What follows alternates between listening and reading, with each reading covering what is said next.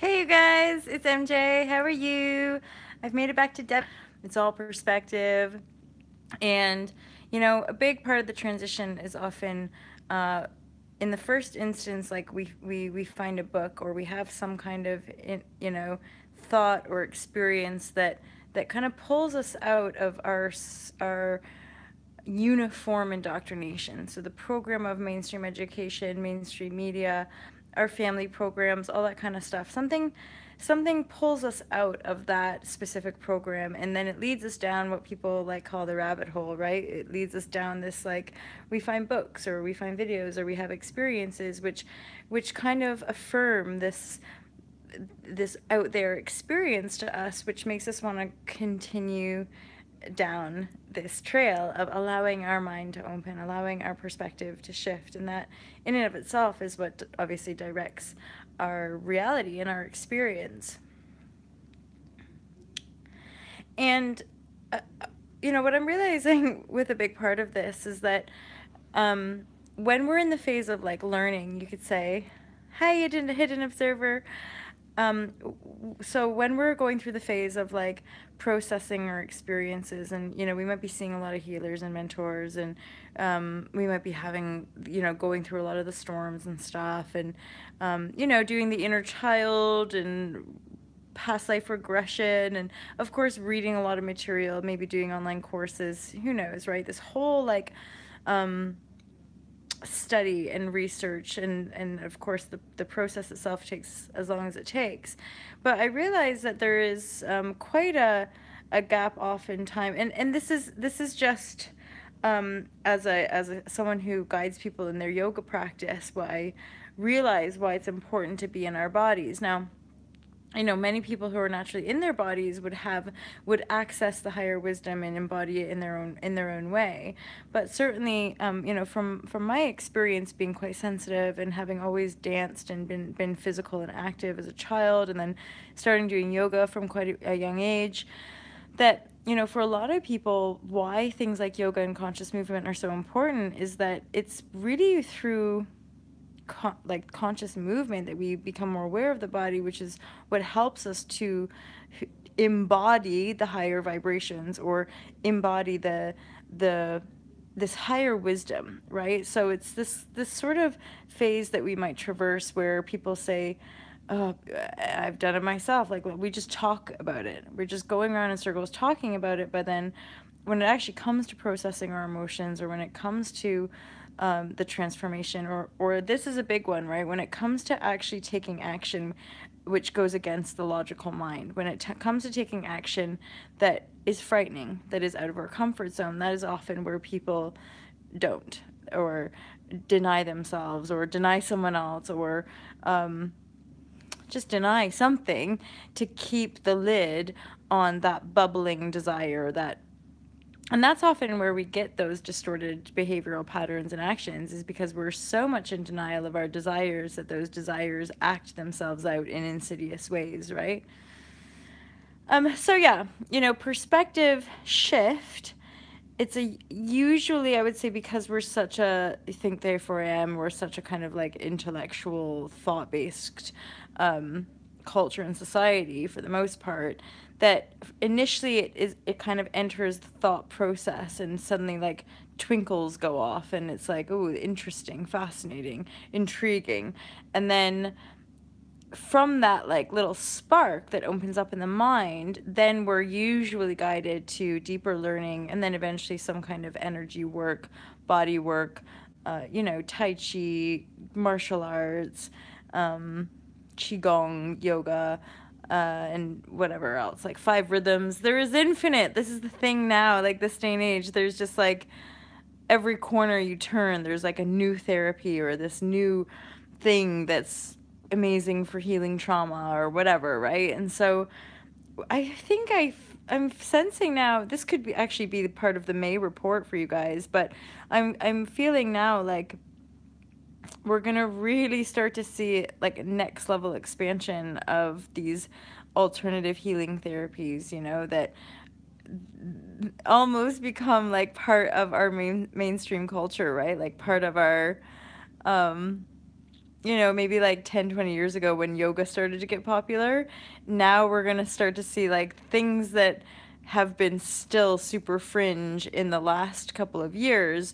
Now there's going to be like a next wave of like alternative fringy type stuff that becomes popular. Even things like this, like just talking about new paradigm, law of attraction, all of this is like more of it, more of it. And I know there's some kind of astrological planetary shift happening with Chiron or something, the wounded healer. And I feel like I watched something and it had something to do with my sign as well. But basically, um, you know, Age of Aquarius, new paradigm, it's just next level healing basically across the collective, which then again helps to stabilize newer frequencies or new frequencies, which some of us have been kind of working towards consciously and unconsciously for most of our lives. So now that we're kind of hitting into that frequency and that flow, um, it's like seeing the manifestation of this inner knowing that you've been like closing the gap, like as Abraham would say, closing that you've been closing the gap for like a while, like on this timeline, and finally, and then you're just like on the path. So, yeah, perspective shift and embodiment. I would just say it's important for you to be in your body, as in it's important to be able to feel, to be sensitive, to hold space for whether it's like physical pain, emotional pain. It's not really any different. It's just perspective of different compartments of what we have learned. Really, you're just a bubble of energy, with awareness and, energy moving and clustered in different patterns, basically, right? That make up what we call different things like bones and blood, but it's all still energy.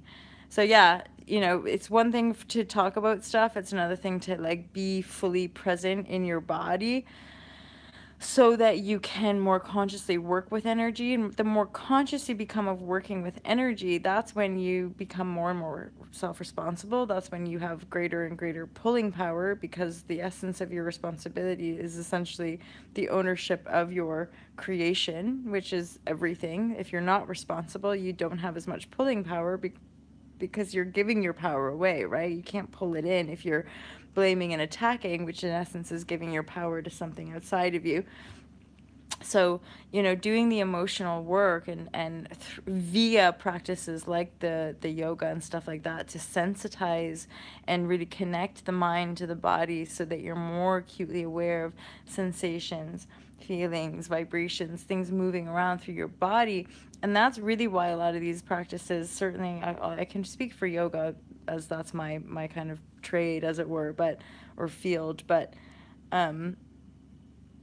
it takes that time. But then the more you're yoking it, you just um that's what I was saying. That's why yoga and things like this become like preventative medicine, right? Because you start to be able to pick up and highlight um subtleties of distortion in your energy flow, and then tweak it before it becomes like a full-blown either like emotional issue or um, physical. So it's first catching the emotional and clearing the thought loops connected to that emotional density. It's kind of one and the same thing, right?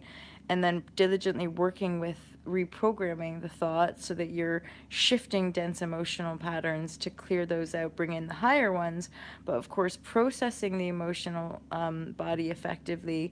And then this is part and parcel of doing the physical conscious movement of embodiment work, is that you want to keep the energy of your body moving, right? You want to keep energy flowing, because it will just, again, help you stay aware, help you stay conscious, help you stay present with everything. And that, my friends, is embodiment. So stay in your body, be present in your body so that you can be more aware of what you're radiating and what you're putting out there. No pressure though, that's the thing. I'm starting to like really ease up on that, of just totally ebbing and flowing with everything, but loving showing up for you guys. I'm gonna have a lie down. I'm gonna watch the rest of this movie. I'm watching an Adam Sandler movie. I'm gonna watch the rest of this movie and probably just pass out on the sofa here for a bit and then go to bed really early because I've been waking up so early lately. Hell yeah. Like Jenna Marbles. Hell yeah. Hell yeah. Oh, I forget it. Is that how it goes? Hell yeah. Oh, I'm such a dork. I need to sleep for sure. But I think there was probably some juicy nuggets in there for you guys because it's all from the heart. Represent! Peace out, Hidden Observer, and someone else, I'm not sure, but I hope you have a gorgeous day, and I'll see you real soon. Bye! I know, it doesn't, does it? It doesn't? That is the truth. The Tick Victor just put a post saying the heart doesn't do serious, and like for legit true. When you're just dropped into that space, it never holds grievance, right? It doesn't hold on. The heart doesn't hold on to density. It just doesn't. It's only the head that's like, it's just fighting to like